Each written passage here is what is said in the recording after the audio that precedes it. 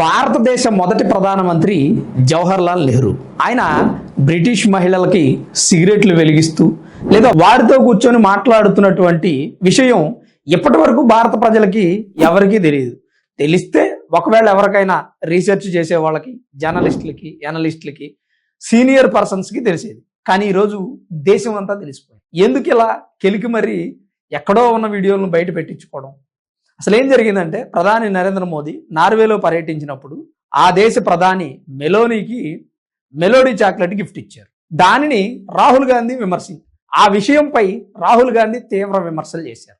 అయితే ప్రధాని నరేంద్ర మోదీ అభిమానులంతా కూడా మెలోడీ చాక్లెట్ గిఫ్ట్ ఇస్తే తప్పు అంటున్నారు.